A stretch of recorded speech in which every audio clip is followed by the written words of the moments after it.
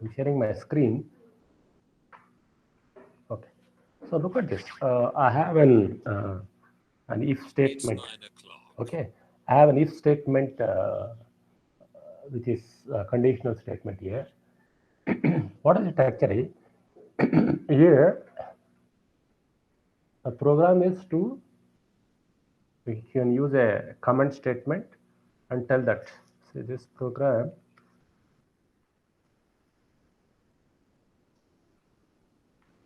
is used to check whether the number is positive or negative. That's it, just an integer or something. Okay. Now you can see here actually I am using an integer here. I am using x as an input is equal to int. So within the braces I am using, please enter the number or enter an integer or something, whatever they enter the number or enter an integer I given. Okay, when I run this code from the terminal, so it will ask for input the number. Okay, so then I'm going to check the condition of that particular value of that particular x. Okay, value of that particular x. What is it actually? If x is a negative, if x is less than 0, if I input a negative number, so I should be able to print that it is a negative number. And if else statement I put, if it is not a negative number, I should tell it, I should be able to print that it's a positive number. That's all. It's a simple code that I have. So whenever you are doing anything in the editor, before running in the terminal, you should be able to save it. So once I save it, I'll go to my terminal. So this is my terminal actually. So in the terminal, I have gone to the that particular folder. That folder I call it as a class. So in that class, all this code is there. So let me clear it. So I have given this Python program as if underscore one. So this being a first program. So Python 3 if underscore, okay, if underscore one dot py. Okay, this is how you have to run it. So the moment I run it, so it will ask for,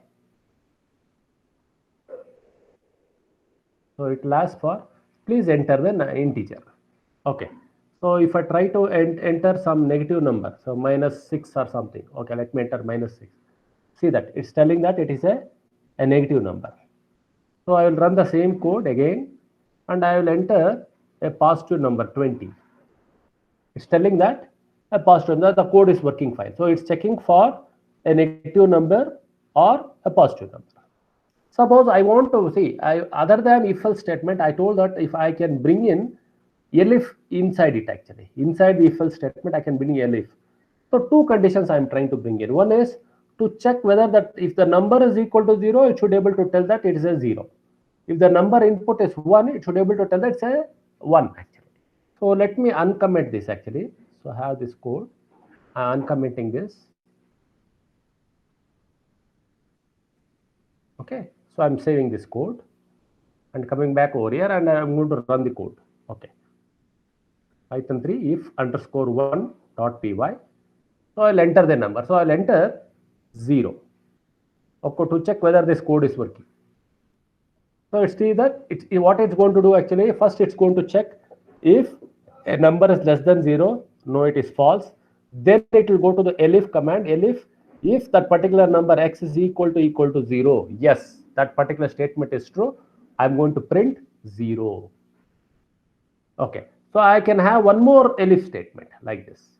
One more elif statement where I will check whether the number is 1.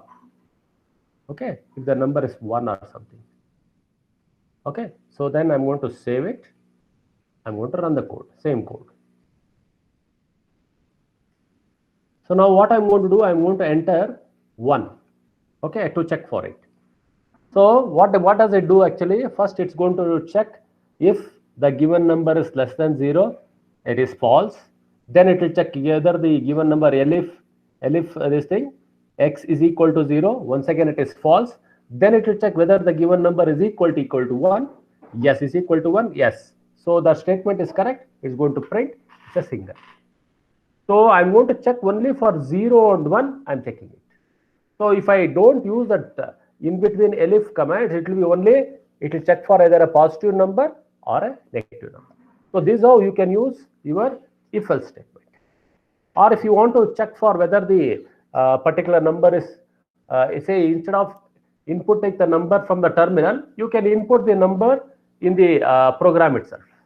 Okay, instead of asking that particular number inputting from the terminal, so in the number in the program itself, you can give x is equal to some number 10, 20 or 30, it will run the code. Okay, so that's how you can check for if else statements, if statement and if else if statement actually.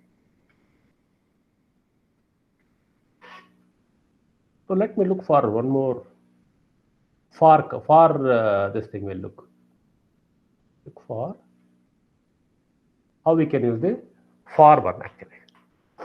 So this particular program, what I have now, so this is to check the length of that particular whatever the maybe the statement what I'm using, item I'm using.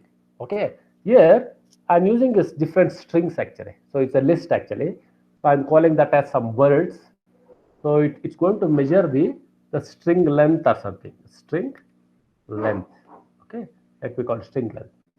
So I'm using a simple for loop to check for it. A simple for loop, and I'm going to print that particular whatever the string I have and its length. Okay. Now, if you look at words is equal to within the list, I have some rat, table, mobile, computer, some iPad. So five different string I have used. So here you can check it. I can use either a single inverted comma or a double inverted comma. So what I should ensure here is actually I should ensure that I'm closing the square bracket and ending with a square bracket. Then I'm using the for loop. For I'm going to check for some f or a or b, whatever it may be. So I'm just checking for f here. So for f in that words, see in that list actually, for f in that particular list, that words actually, okay, then I'm going to print that particular word, comma, length of that particular word. So I'm using the function len. So len measures the length of that particular word actually. So what I'm going to do actually, I'm naming this as for underscore one.py. So that's the name. I'll go to the terminal and I'll try to run it. So let me clear this. Okay. So Python 3 for underscore one dot py. Okay. The moment I run it, look at this. So what it tells, the output is, it's going to tell print. First word is actually rat. Rat is length is 3 words. Then table. So table has 5 words length. Then mobile 6 words. Computer 8 words. iPad 4 words. 4 letters. So it's going to just, it's a simple for, I can use a simple for loop to check for what I want. If you don't want length, actually, if you want to only print that particular f, if you simply put print f means it will print a rat, table, mobile, computer, iPad. That's it. So I can use a for loop to check for a particular letter or a particular key statement in that whatever the list you have. Okay. So this is a simple word. So instead of this particular thing, so instead of a list of strings, I can change it to words also. Doesn't matter. Let me change it. Let me change that particular thing. So let me call it some list of numbers. List of numbers. Okay, let me comment all those things so that it will be easy for me. So whenever you're going to comment it, so that means that particular thing doesn't run, doesn't get executed. Okay, list of some numbers. Okay, let me give the numbers. So NUMBERS numbers is equal to, so randomly let me check it actually, some 6 comma 5 comma 3 comma 8 comma 4 comma 2 comma 5 comma 4 comma 1, some numbers, some 8 numbers I have taken randomly. Okay, that is the list of the numbers. So what I'm going to do actually, I will try to check for the sum of these numbers. Let me try to do using a for loop. Let me check for these numbers. So what I want to do, I will try to add it actually. So one number, so I have to initialize. So initialize the sum. Initialize. Okay. Initialize this sum or count, whatever it may be. You can call it as sum or count. So let me call it as some sum. Sum is equal to 0. Let me call it as some 0. So then actually I'm going to iterate through the for loop. Okay. Iterate through the for loop. Okay. So what I'm going to do is I'm going to use the for loop for any value. Let me call it some f or some whatever it may be, a or let me call it as some b itself. For b in numbers, okay, you have to end that particular thing with colon. You have to look at this. For b in numbers, okay, then what I'm going to do, I'm going to add sum is equal to sum plus d. Okay, then what I'm going to do actually, sum plus d.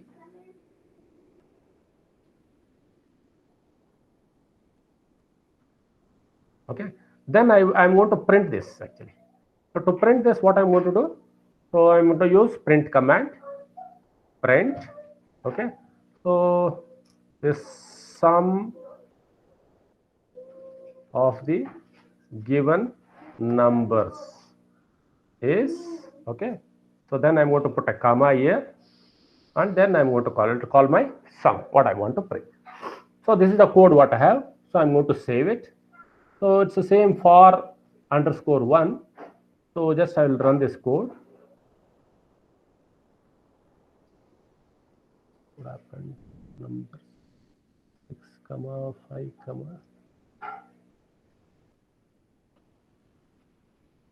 indentation error.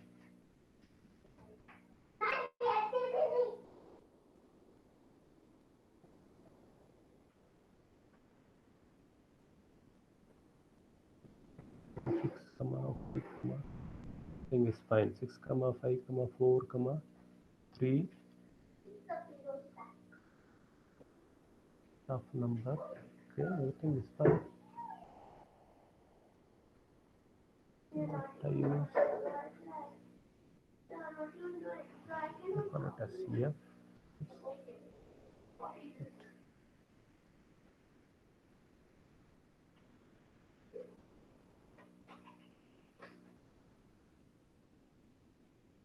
Oh, indentation, sorry.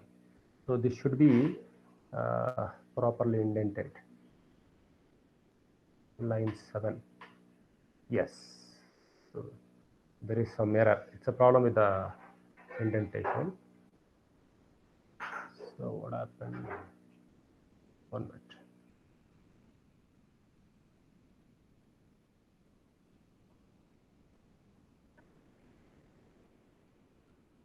Let me check it.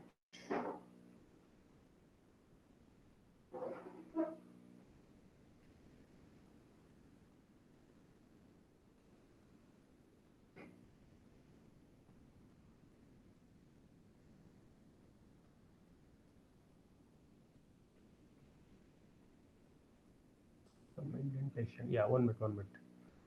Indentation error.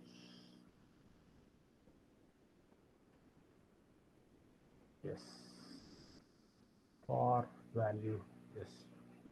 Command is.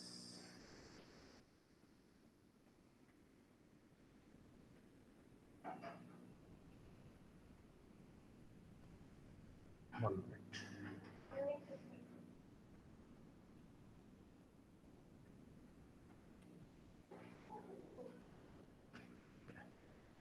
This is a problem with the indentation. So clear. Yeah, now the program is running. So just say it's an indentation error, that's it. Okay, instead of F, let me put it as B. So it doesn't matter. Okay. So control S, and I'm trying to change the number. So 6 plus 5 plus 3 plus 8 plus 4 plus 2 plus 5 plus 4 plus 11. So if I add it, maybe I have a calculator, so I'm getting around 48. Okay, so this loop, what does it do actually? So it's going to, so I'm going to take the list of the numbers, some random numbers I've taken, 6, 5, 4, 3, 8, 4, 2, 5, 4, 11. So I'm initializing it, then putting it in the for loop and trying to add it actually.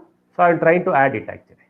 So when I try to add it actually, so I have to initialize the sum. So if I initialize the sum actually, so sum is initialized to 0, then to 0 each time. First it will go 0 plus 6, then 6 plus 5, 11 plus 3. So like that, it's this for loop is iterated, and I'm going to get the numbers. Okay, so as I told that, you can, if you want, you can check for the simple for loop is, so I can check for the range also. Okay, so the same problem, so I can check for the range, I think I was discussing. So what I'm going to do actually, so I can comment this, I can check the range of the words what I have written. Okay, so let me comment this.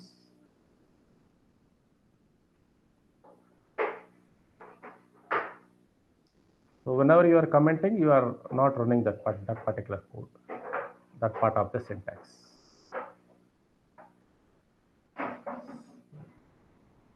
I'm commenting this, I'll just go back to the same thing. I have the words as the list. Okay, so instead of printing, so what I'm going to do is actually, I'll try to check for some range actually.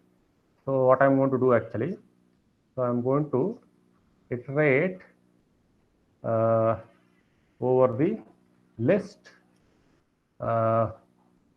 for the range actually. Okay, this is what I'm going to. So for some I or j or something, for some j in the range, okay, of length of that particular words. Okay, so length of that particular words, okay, with a put a colon at the end, then I'm going to print. Okay, so what I'm going to check for the range. Okay, so what will be your output actually? So what I'm going to do, I'm going to check for the words whatever I printed. So within this, I'm going to put, so it's going to be the words, okay, within my square bracket. So within my square bracket, I have to put I, it's a j actually. So once I put it, so if I run this code,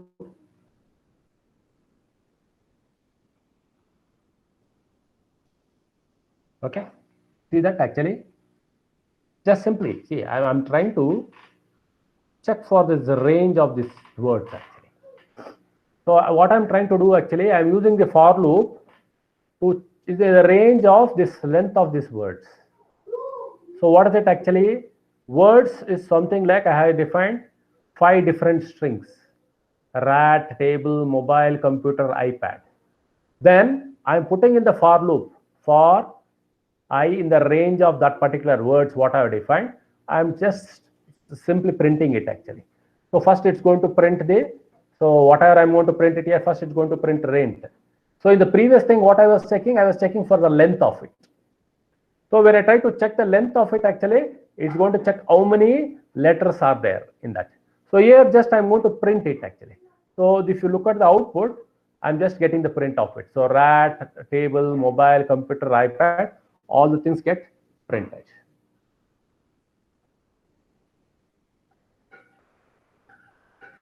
Okay, so we need to use, let's try to use the for loop for, so break statement, I think. A break statement we have to use.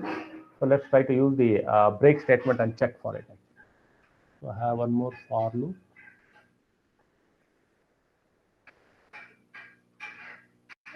Okay, so I have one more for loop actually. So this is just check for the range of it actually. If I try to run this, it's a simple code. Clear. Okay, 5. This is for 2. So look at this.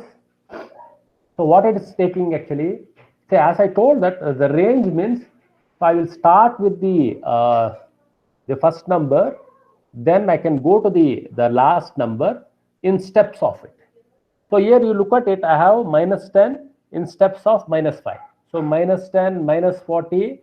So even you can have a positive number or you can have a negative number. Okay. So instead of this particular thing, instead of minus 10, I can put 10. Okay.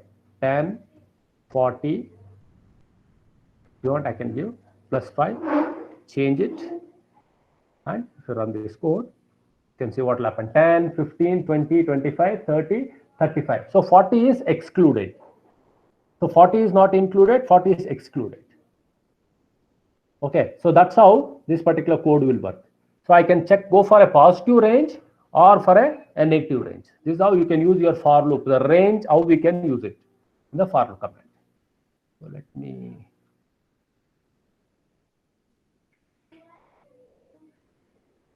code this comment this. Let me try something else. Okay. So let me try to so say for example, I have a dictionary. Let me try with some dictionary. So the program to display the students marks. Okay, marks from the some record. Okay, some record I have. So you have to start with the student name. Let me call it as some student name. So stu underscore name. So is equal to, so let me call it as some Arun. Okay, Arun. Okay, Arun is the student name. So what are the marks? So marks, let me call it as marks for different subjects. So marks of other students also. So I have to check for this guys. Okay. So I have to check for this particular person's student named Arun's marks in this particular thing. So I have the list. Okay. So I'm going to have a dictionary. So in this Arun. Okay. So Arun colon. So I'll put some 85. Okay, 85 marks. Then I can put Raja. Okay, some other student. So dictionary. So let me call it as some 55. Some marks randomly I'm putting. Okay, 3 students will put. Then Asha. Okay, some this thing column 75. So 3 students marks I have put actually. Now, what I'm going to use actually, I'm going to use a for loop to check for this particular student. Okay, for, okay, let me call it as student in marks. I'm going to check for that particular student in the marks. Okay, if statement I'm going to, if the student is equal to student name. Okay, if the student is equal to student name, I am going to print, okay, the marks of that particular student. Okay, print the marks of that particular student. If I don't want, I should be able to tell that the student name doesn't exist. So else, okay, so I'll put print. So students name doesn't exist. Okay, so this is the code what I have. I'm going to save this code and I will run this code. Clear. Okay.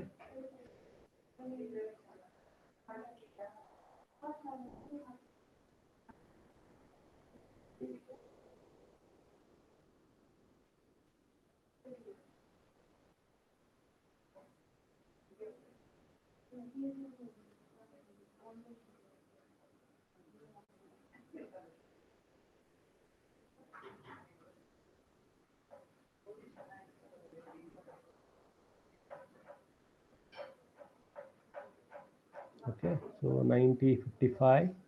Okay, so Arun, I have put. Okay, fine. So let me save this code. Now run this. Okay, so leave this actually. Now look at this. So just there was some space error. That's it. Now, if you look at it actually, what does this code does actually? So I have given the student name as Arun. Now, so I have a set of marks for different students. Now, just I have taken some 3 students as example. You can have more than that also.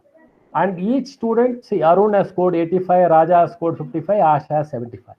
Now, using this for loop, what I'm trying to check, I'm going to check for only Arun and the print the marks is scored actually. So that's what. So what does this particular for loop will do? The for loop will check for the student in the marks list actually in the dictionary. Then it will use a if statement to check for the name of the student in the marks actually, that particular dictionary with the whatever the name I have given. Okay. So now if I change from Arun to Raja, okay, look at this. If I change it from Arun to Raja, so if I try to run this code, I should get 55. Okay, so I'm going to run this code. Look at this, I got 55. So like this, you can use for loop, if loop together for a given condition. So this is how your conditional statements will work.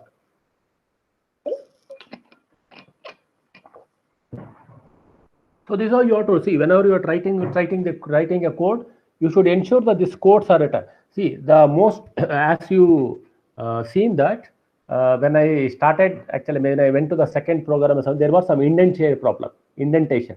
So indentation is nothing but using the tab actually. So whenever you're doing some editors, so we face this particular problem. So sometimes we'll put more tabs, sometimes we may not put tab at all. So it will give an error. So that is one of the exceptional error. I will discuss on that exceptional errors in the coming classes. Okay. So let's try to look at one more for loop.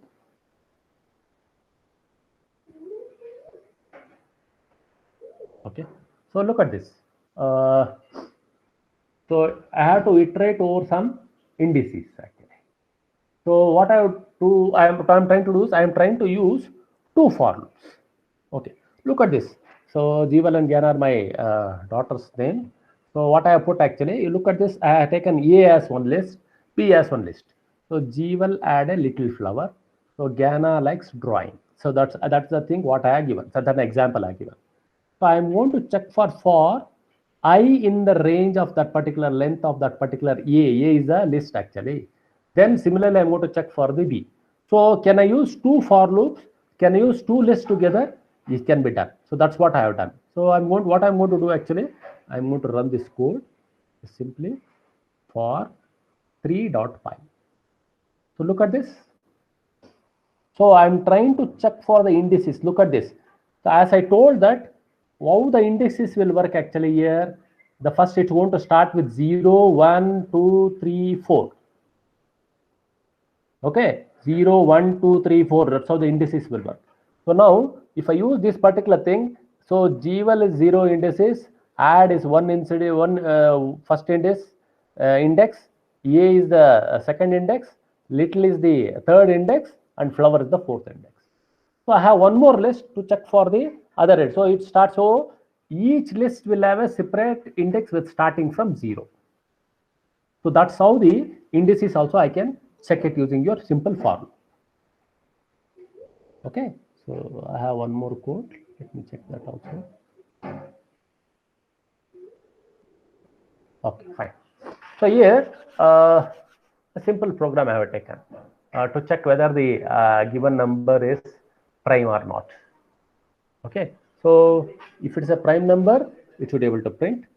If it is not a prime number, it should tell that it's not a prime number. So how to check for the prime number? I'm going to give any number or something, then take the mod of it.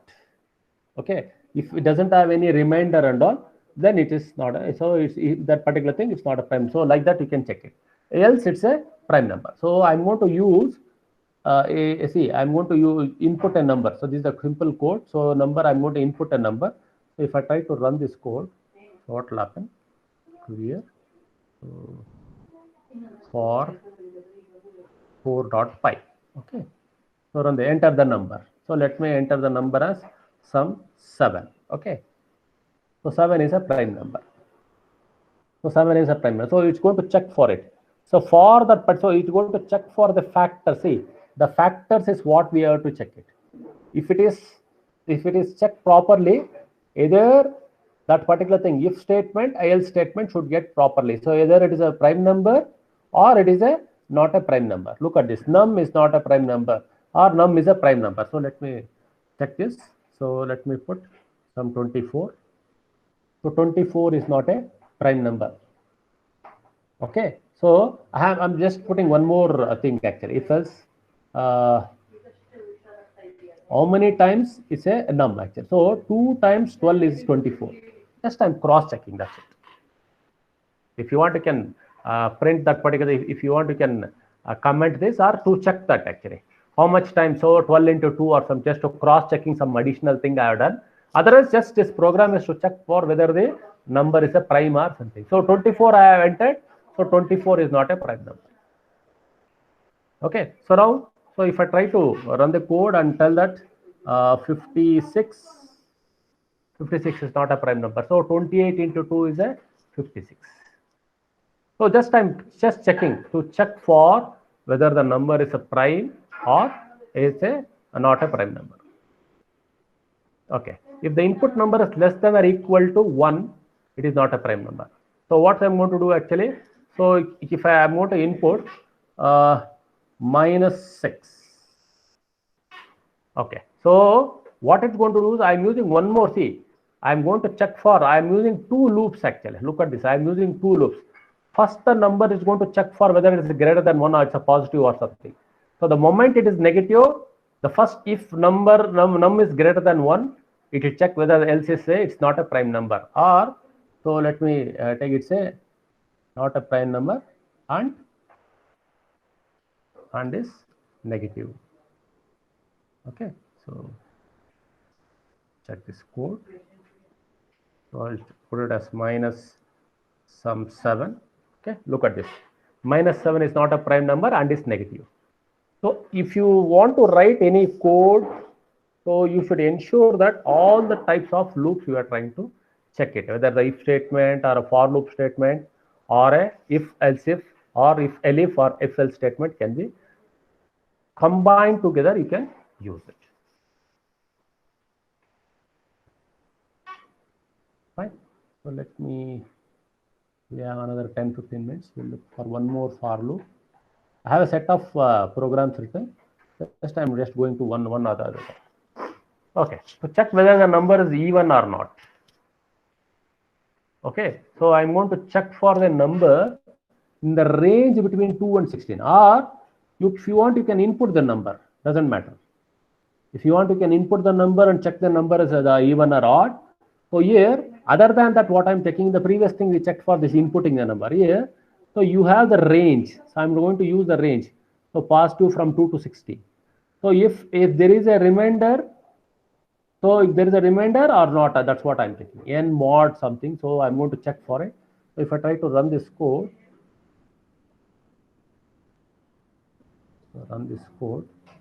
for 5.5, see that? First, it is going to check for all the numbers from 2 to 16, excluding 16. Okay. First, it's going to check for 2. 2 is an even number. Then 3. 3 is an odd number. 4 is an even number. So 5 is the odd number like that. So I can check for each and every number and I can get it printed. So simple, you can use for loop and check for the range. Then use the if else statement. So like this, you can write simple codes and you can check for the conditional statements. How to use the conditional statements and how to come out of it, all those things. So if I go back to the previous marks, something I was just checking for it. So the here itself, I'll show you how to use the break statement. Okay. So here, in this particular program, I was just checking for the students' marks and all. So what I'm going to use, once I do it actually, I'm going to use a break statement here. Okay. Simple break statement. I will. Okay. So what I'm going to do actually, instead of Raja, so I'll put someone else. Okay. So what I'll put, Rashmi. Okay. Just some other name which doesn't exist there. What I'm trying, I'm trying to check for something which I'm not. See, I want to check for the Raja's marks, but Raja's information is not available in this list actually. So in this particular dictionary, that particular thing is not there. So what I'm going to do, I'm going to run this code. So clear. Okay. So this 2.5. Okay, fine. Look at this. What happened? Student's name doesn't exist because it checked for that particular thing and it came out. So I'm going to use the break statement to come out of that particular thing. Okay, I'm using a break statement to come out. So even though, if you want, you can use the continue statement also. So continue statement means it will go to the beginning of the loop. Okay, if I use a continue statement, it will go to the beginning of the loop. If I use a break statement, it's going to come out of the loop. Okay, so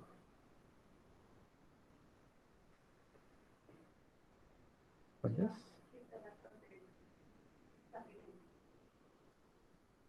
okay, so what does it check? It's going to check it actually. So now that particular thing exists, so that's why it's gave the marks as Raja is equal to some 55 or something. So you can use a condition and you can come out of that particular loop using a break statement or continue statement, whatever it may be.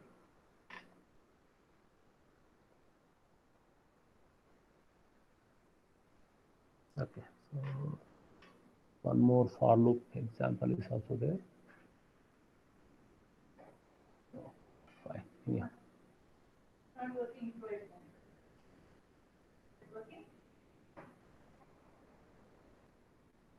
Yeah. So just I told that you can input the number, you can check for the whether the number is even or not. So instead of range, yeah, this is 6.5. So input the number. So if I input it as some 75, so it will tell that the number is an odd number. If I run the code and tell that it's an 100, it will tell that it's an even number. So like this, you can use the if statement, for loop, or if else statement, all those things, and you can check for the condition of the given code actually. So any doubts or any clarification? We can discuss. I'm ready for discussion. So use any kind of an editor. Need not be stick on to the Atom editor what I'm using. So you can use any kind of editor, and you can start. The only thing is you should know how to run it from the code actually.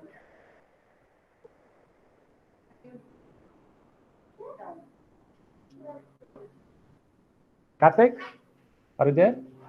Karthik Gowda. Which editor you people are using? Which editor you people are using? IDE or what type of editor? VS Code, sir. VS Code. Oh, fine. IDE. Okay, fine. No, Atom editor. If you use no, even you can run the other maybe C, C++. All the codes is much flexible. That's why I'm using that. Yes, sir. We can run C, C++ and all in VS Code also. Oh, VS Code also fine. Anyhow, even the Xcode is also there on my MacBook. So I'm using a MacBook actually. Xcode is also there, but I'm used to this Atom since couple of years. So that's why I'm using the Atom editor. It doesn't matter. Only thing is you should be able to use the code properly. See, two things are important: writing the code and ensure that that is there in your current working directory, and you should be able to run it from the terminal. So these three things, if you are able to do it now, then that's fine. I think we'll stop here for today's class.